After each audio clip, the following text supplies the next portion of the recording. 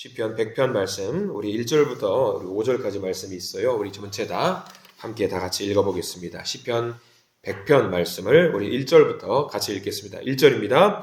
온 땅이여 여호와께 즐거운 찬송을 부를지어다. 기쁨으로 여호와를 섬기며 노래하면서 그의 앞에 나아갈지어다. 여호와가 우리 하나님이신 줄 너희는 알지어다. 그는 우리를 지으시니요 우리는 그의 것이니 그의 백성이요 그의 기르시는 양이로다. 감사함으로 그의 문에 들어가며 찬송함으로 그의 궁정에 들어가서 그에게 감사하며 그의 이름을 송축할지어다. 여호와는 선하시니 그의 인자하심이 영원하고 그의 성실하심이 대대에 이르리로다. 아멘. 오늘 이 말씀 가운데 하나님의 크신 은혜가 있길 간절히 기도하고 소망합니다. 우리 기도하는 마음으로 고백합니다. 하나님의 은혜가 지금 저에게 임하기를 기도합니다. 우리 옆 사람 축복하면서 하나님의 은혜가 지금 여러분에게 임하기를 기도합니다. 아멘. 어제 우리는 하나님의 거룩하심에 대한 이야기를 잠깐 나눴던 거 기억나실 겁니다. 성경의 99편에는 3번이나 하나님의 거룩하심에 대한 이야기가 나왔다고 여러분들 기억을 하실 겁니다. 그러면 시편 100편 오늘 읽었던 우리 말씀은요. 핵심 메시지는 기쁨입니다. 기쁨. 하나님께 찬양하고 하나님께 나아갈 때 기쁜 마음으로 우리가 예배를 드려야 된다라는 내용이 담겨 있어요. 1절과 2절만 봐도 그렇습니다. 너무 기쁜 모습이 담겨 있어요. 온 땅이여 여호와께 즐거운 찬송을 부를지어다. 즐겁게 찬송할지어다.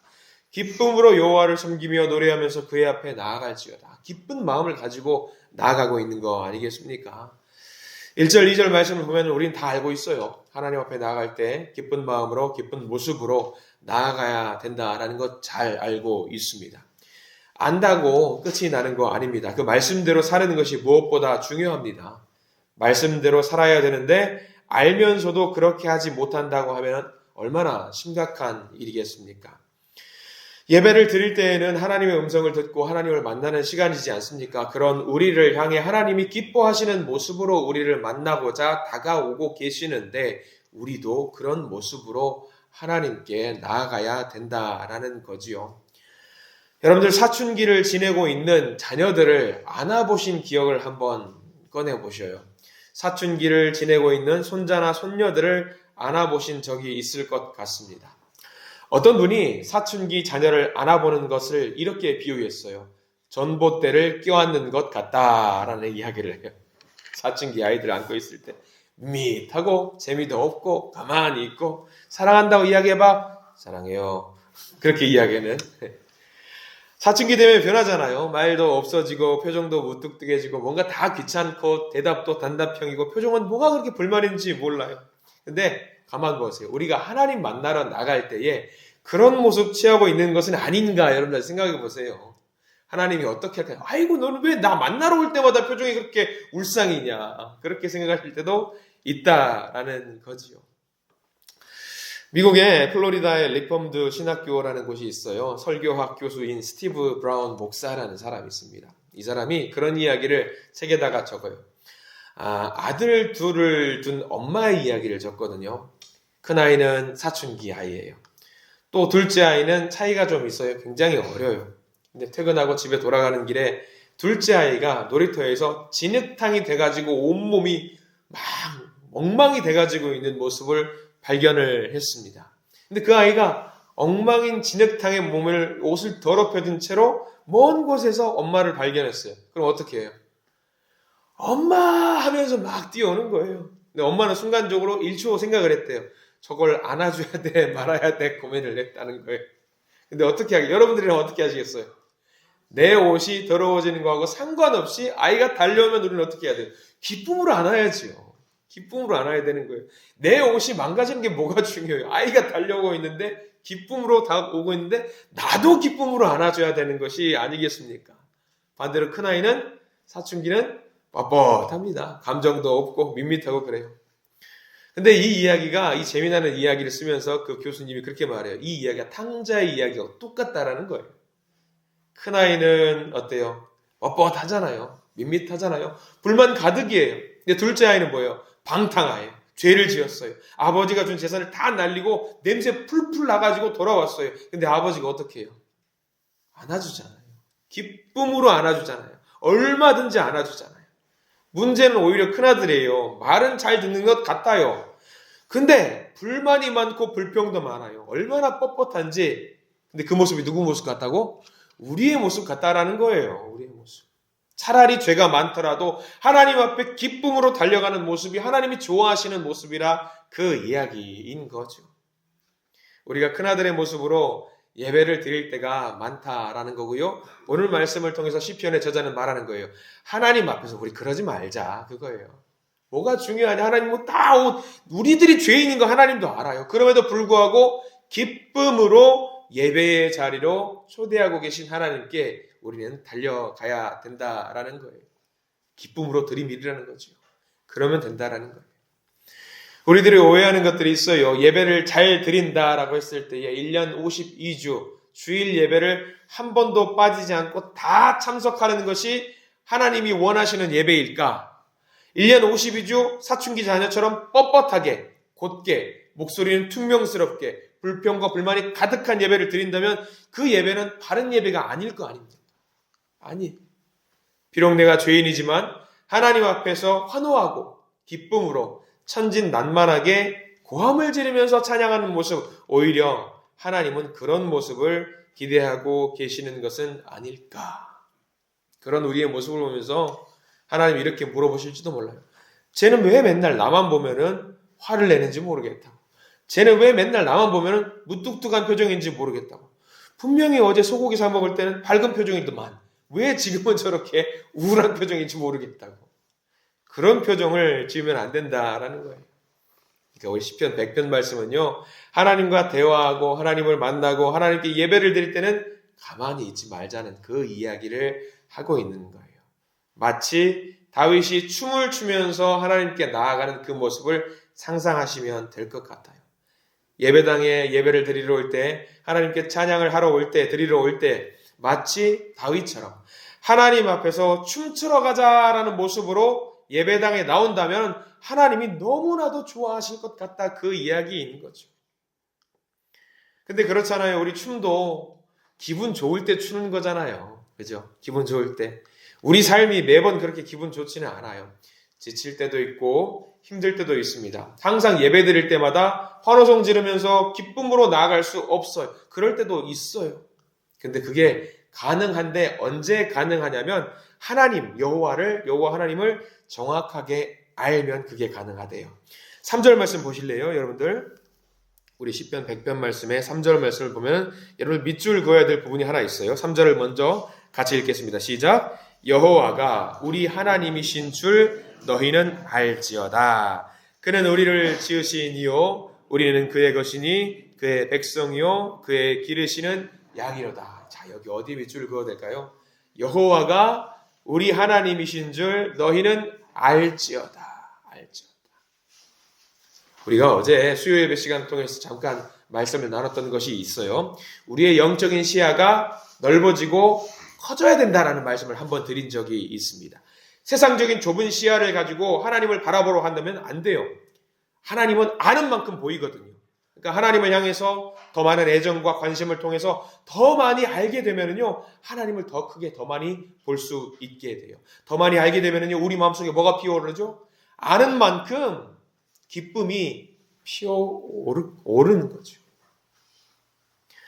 사랑하는 연인을 어떻게 하면 즐겁게 할 수 있을까? 그 사람은 무슨 색을 좋아할까? 어떤 것을 좋아하지? 취미가 뭐지? 어떤 선물을 좋아하지? 궁금해요. 하나씩 알아가면 그것을 연인들이 공유를 하면은요, 알아갈수록 어떤 마음이 드냐면 행복해요. 즐거워요. 기뻐요. 마찬가지죠. 우리 하나님이 뭘 좋아하실까? 하나씩 영적인 시야가 늘어나고 그것을 알게 되면은요, 우리 마음속에 아는 만큼 뭐가 생기냐면 기쁨이 늘어나요. 아는 것만으로도 행복해요. 너무 좋아요. 기뻐요. 저도 많이 오해했습니다. 기뻐야지만이, 내가 행복해야지만이 하나님께 찬양하면서 걸어갈 수 있다라고 생각했어요. 근데 그게 아니에요. 내 몸이 흙탕물이라고 할지라도 하나님 보고 우리는 기뻐할 수 있는 거예요. 내가 하나님을 아는 만큼.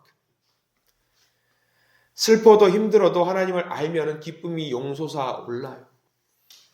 아내가 아파 보니까 알겠더라고요.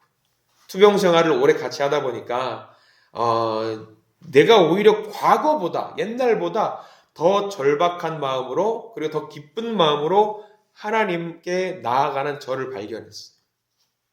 하나님께 나아가면은 힘들지만 어렵지만 기쁨을 주셔요. 야, 걱정하지 마.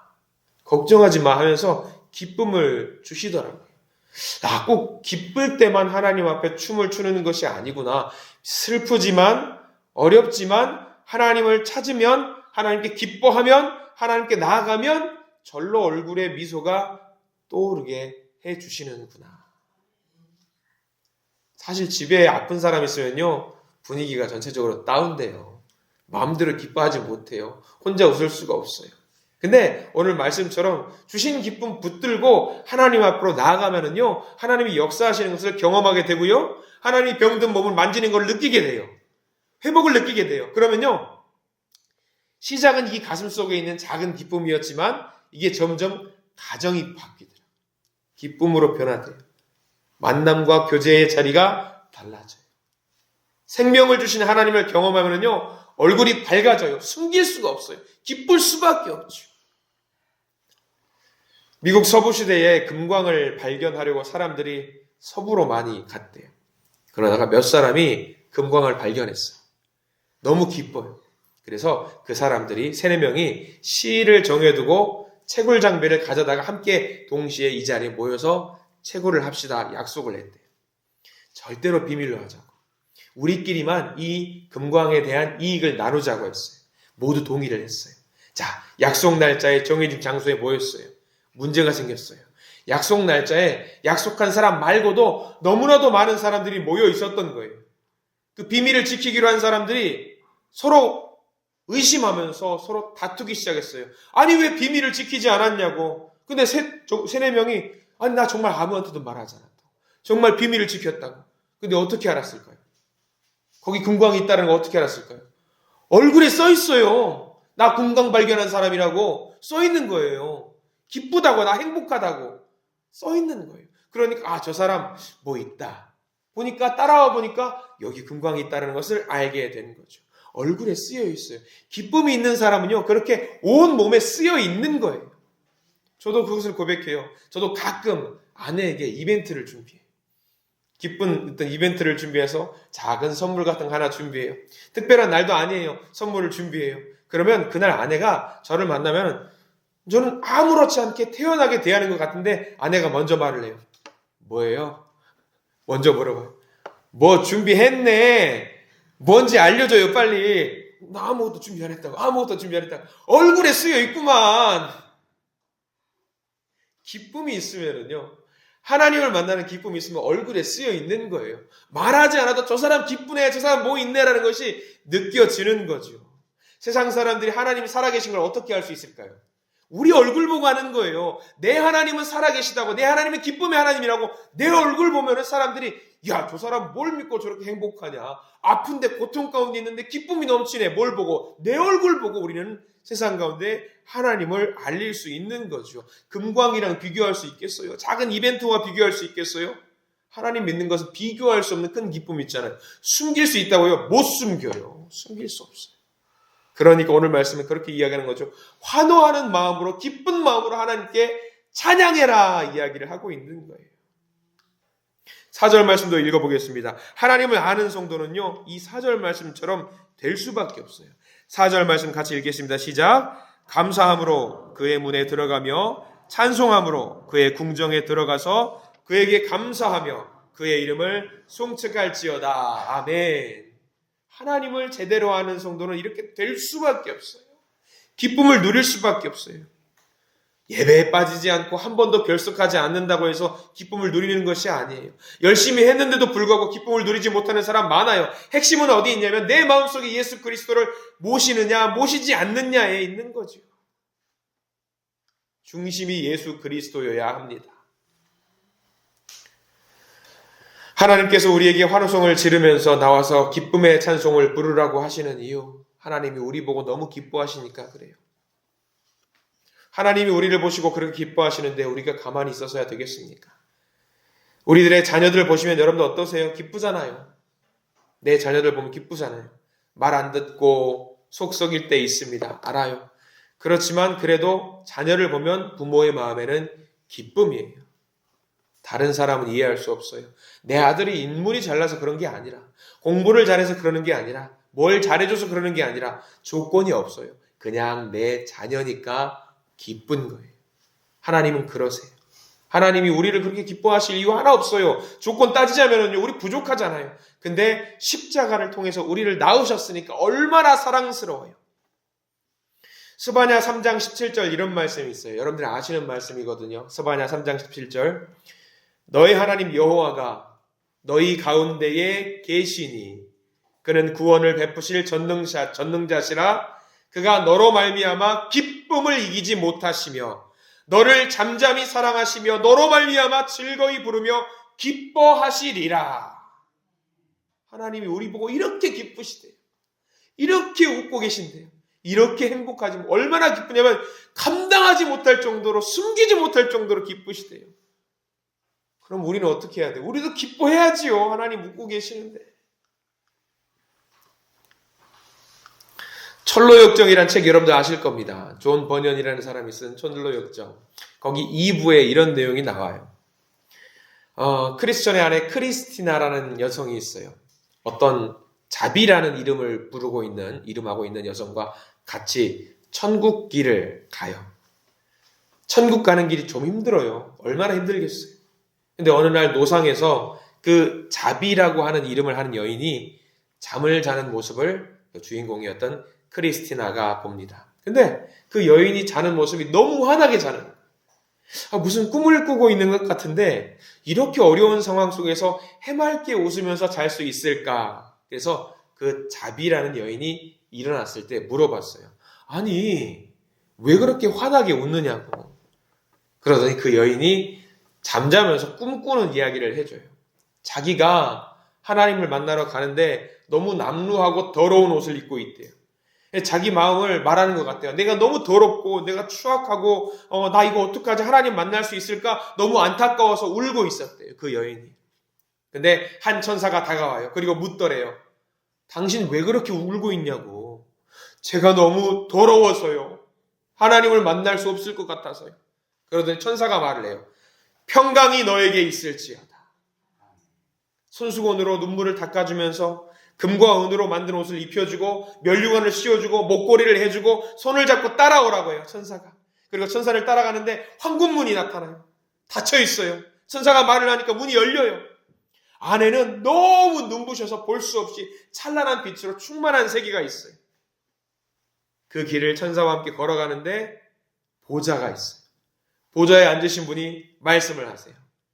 내 딸아, 환영한다. 잘 왔다. 그러면서 그 자비라는 여인이 말해요.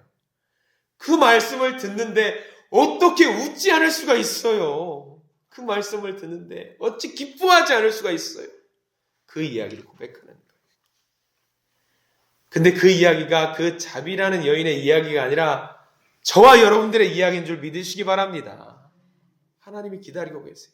웃으면서 어서 와라 어서 와라. 나 너 기다렸다. 얼마나 기뻐요 우리가. 그렇게 오늘 성경 말씀 여호와가 우리 하나님이신 줄 너희는 알지어다. 알면은요. 그래서 그 아는 대로 고백하고요. 아는 대로 신앙을 하고요. 찬양을 하면은요. 기쁠 수밖에 없어요. 기쁠 수밖에. 여러분들이 기쁨의 원천이라는 사실을 믿으시기 바랍니다. 그래서 하나님을 정확하게 알고 하나님을 기쁨으로 알고 하나님을 따라가시는 우리 믿음의 성도님 되시기를 축원합니다. 우리 안에 기쁨의 기적이 되신 우리 주님 붙잡을 때에 애매했던 것들, 희미했던 것들이 이제는 선명하게 보이게 될 것입니다. 그리고 우리의 인생은 완전히 바뀌게 될 줄 믿습니다. 오늘 하루 이 시편 100편 말씀을 계속 묵상하면서 우리에게 일어나는 그 기쁨의 일들이 복의 일이 될 줄 믿고요. 그 복의 일을 통해서 하나님께 영광을 올리게 되는 우리 믿음의 성도님 되시기를 간절히 축원합니다. 기도하겠습니다. 하나님, 제 속에 이미 기쁨이 시작되었습니다. 주님을 바라보는 눈을 뜨기를 원합니다. 내 속에 기쁨이 넘치게 만드실 하나님의 역사하심을 알고 있고 이제 더 많이 알고 싶습니다. 우리 주변에 슬프고 낙심한 사람들이 가득합니다. 주님, 제가 생수의 강물이 흘러나는 자가 되게 해주시고 주님 앞에 나도 기뻐하고 사람들도 기뻐하게 하는 믿음의 자녀 되게 해 주시옵소서. 춤을 추며 찬양하고 예배를 드리는 것처럼 하나님을 기쁨으로 섬기는 믿음의 자녀들이 되게 해 주시옵소서. 예수 그리스도 이름으로 간절히 기도드립니다. 아멘.